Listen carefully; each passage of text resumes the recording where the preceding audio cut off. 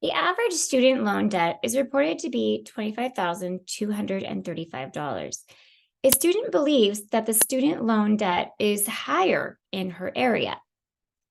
She takes a random sample of 100 college students in her area and determines the mean value is 27,524. The standard deviation to be 6,000. Is there sufficient evidence to support the student's claim at the 5% level significance level? First, we determine the null and alternative hypotheses. So to help you figure out what the null and alternative hypotheses are, it's helpful to note that the null and alternative hypotheses do not come from the sample data. So when we reread it here and she says she takes a random sample of 100. So that number is not going to be in the null hypothesis. So we can kind of cross that out for the second.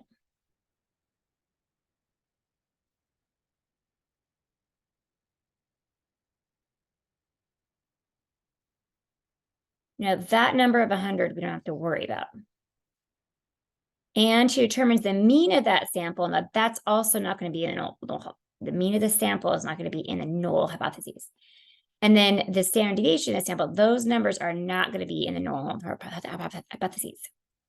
So that leaves the only other place that you're going to find the null hypothesis is they kind of state it kind of as a fact in the beginning, like that's a believed to be true population mean in this situation. So it is the 25,235.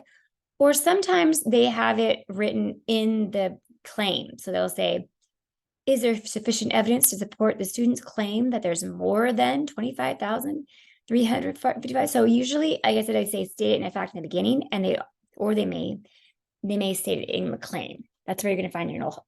So the null hypothesis is 25,000. And I'm not even going to try to write it here. We can just show you. It's 25,235. Then the alternative hypotheses, because it says, is there sufficient evidence to support the student's claim? And this is a student believes that the student loan is higher, right? So that means this value is higher. So we're gonna input the 20 and the same number that was in the null hypothesis. It's also going to be in the hypotheses here, in the alternative hypothesis here. And then we want this, they're thinking the value, the mean, that's this mu, is higher than that number. So we're going to put the alligator's mouth facing toward the mu. And then it says determine this test statistic. So we determine a test statistic. Here's the equation. It's really like finding the z-score, very similar to finding a z-score. What you learned back from the beginning was the z-score is a distance from the mean. So it's the data value itself from the mean divided by the standard deviation. So in our situation, our value that we're trying to find, how far from the mean is the sample mean. And the center of the distribution is the one that we're assuming to be true here in the null hypothesis.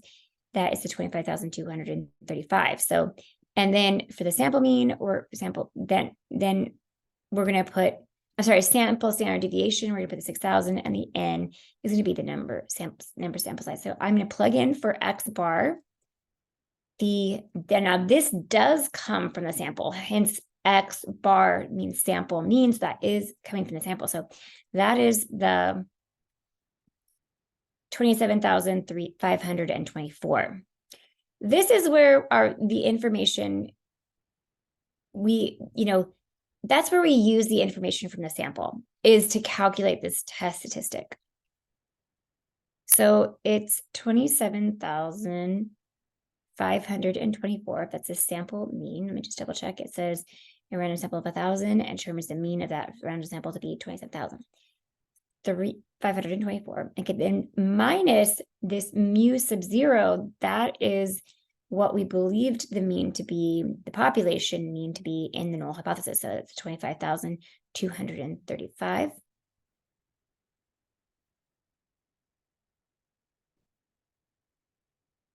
All of that over the sample standard deviation, which is 6,000 up here. I erased it, but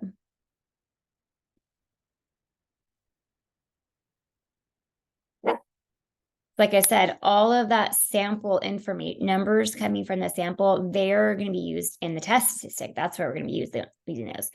So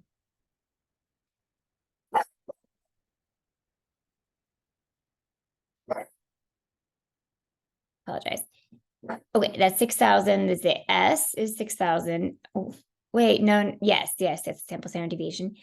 And then the N is the 100. So like we don't have to actually have to square root of 100, which is actually 10.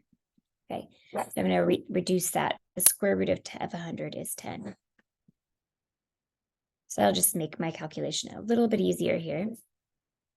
I think I'm going to leave it as square root of 100 just because I want you to see me put everything in the calculator.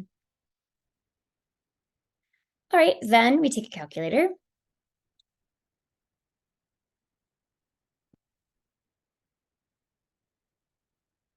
And we do this. I make sure to put this numerator here in parentheses. And I also make sure to put the denominator in parentheses when I calculate this. Otherwise, it's not going to find the right order of operations. It's not going to do it correctly. So I put open parenthesis. I put the 27,524 minus 25,235.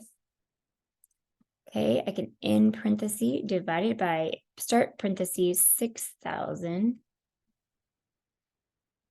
divided by square root of 100 in parenthesis. Actually, I want to get out of. I think you need to kind of on your calculator.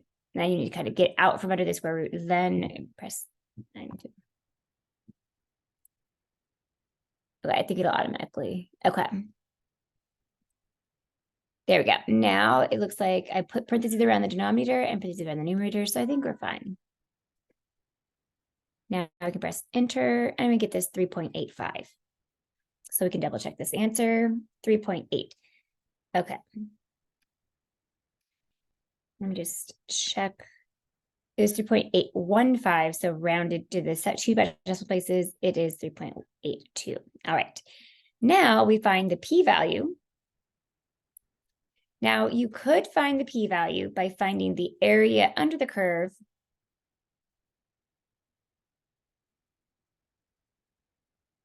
because this is a t-test statistic. You're going to be finding the area under the t-distribution whose center is 0.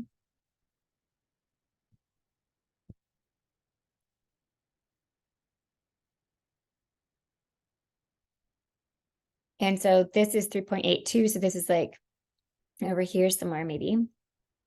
And we're finding the value because this is a right tail test. Notice how it's facing, it's pointing. If you made it that into an arrow, it would be right pointing to the right. So we would need to find the area under the curve to the right of that value. So you could calculate that, and that is our p-value. This is our test. It is to the right, the area under the curve to the right of our test statistic. And so you can find that by doing TCDF on your calculator. That's second bars on the TI-84 calculator. And then you could input the lower bound here and upper bound positive infinity or 1E99. And then you could put number of the number in your sample. So that is 100. Oh, degrees of freedom is 1 less than that.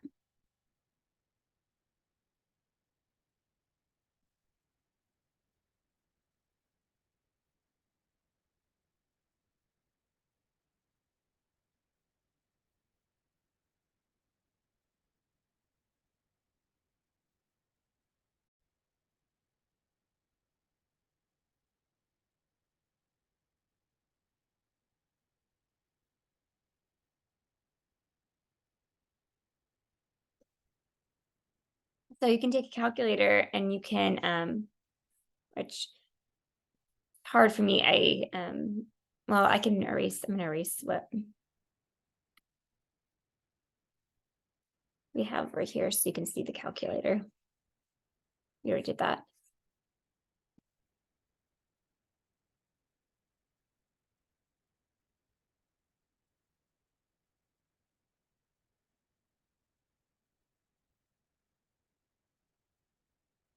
So I can go to second vars and then go down to TCDF and then enter, and then I can do, oh, it already put a lower bound for me, but I don't want that lower bound. You know what? If it does that, we can just keep that lower bound because it's symmetrical about, okay, so it's giving me a lower bound already. That's fine. I'll just go to the lower bound all the way to the negative. So if we symmetrically flipped this about the 0, then that would be the same area.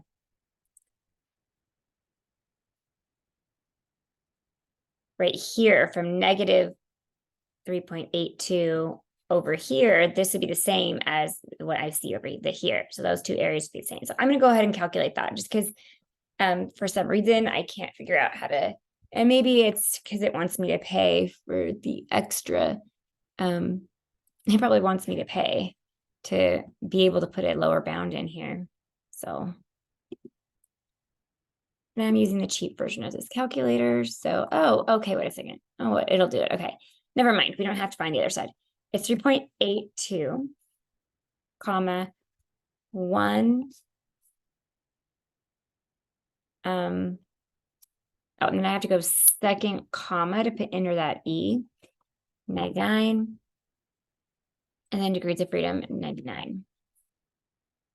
And there we go. Now we can go to return, and it gives us this 1.16 times 10 to the negative 4th. So that is 1.16 times approximately times 10 to the negative 4th. That's what's meant by this E negative 4. So that means I have to write the 1.16, and then I have to move the decimal 1, 2, 3, 4 spots. So the first little trough here is for 1, and then for every other trough that I made here, you have to put zeros. And then, so I moved that decimal place 4 places to the left. So our final answer is 0.000 and 1. And because this is less than 5, we did not round it up there. So our p-value is 0.00001. Okay. And then they said, is there sufficient evidence to claim at the 5% significance level? So that 5% written as a decimal, I was to write it out, 5%. So that would mean that I would have to move the decimal twice to the left to turn that to a decimal. So it'd be 0.05. So we have to compare 0.05 and 0.00001, and we ask ourselves, is the p-value less than alpha? And the answer here is yes, the p-value is smaller than alpha. So then we are going to reject the null hypothesis. So our answer here is reject the null hypothesis. And then whenever we reject the null hypothesis, we say there is sufficient evidence to support the alternative hypothesis. So that's where we're going to say there is sufficient evidence to claim that the student debt is higher than. And the alternative hypothesis, you can look back at your hypotheses and to see, what it was. So this mean greater than 25,000. So that's what they're saying, that the mean, student debt loan is higher than 25,000. And there is sufficient evidence to show that. All right. I hope that you found this helpful. And I hope I did not confuse you when I drew this on the other side. We did not need that at all in this problem. I just, this is our picture. All right. Have a great day.